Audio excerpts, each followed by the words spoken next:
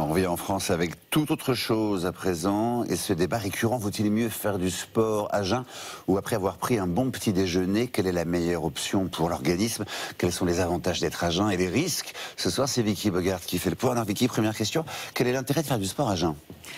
Selon plusieurs études, faire de l'exercice avant d'avoir mangé permet de brûler plus facilement les excès de graisse. Car après une nuit de sommeil, si on ne mange pas et que notre taux de sucre dans le sang est bas, l'organisme va devoir puiser son énergie directement dans la graisse. La dépense calorique n'est pas plus importante à jeun, c'est simplement le corps qui fonctionne différemment. Mais faire du sport à jeun ouvre l'appétit, il faut donc faire attention à ce que l'on mange après. Ce n'est donc pas une solution miracle pour maigrir.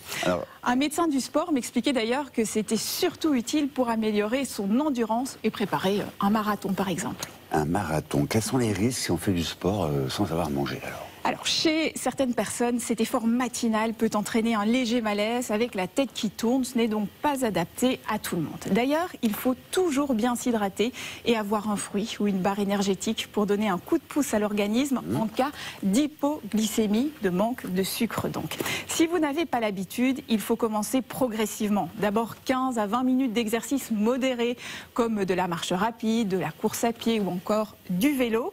Il est déconseillé d'être à jeun pour des exercices très intenses comme les squats, on risque davantage d'avoir des crampes.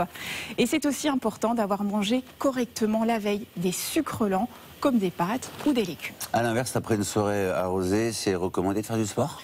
Alors là encore, seulement si on s'en sent capable et à faible intensité. L'alcool est un poison pour les muscles et les tendons. Il y a donc un risque plus important de blessure si vous forcez trop. Ensuite, l'alcool nous déshydrate. Notre corps élimine environ 1 litre d'eau pour 4 verres d'alcool.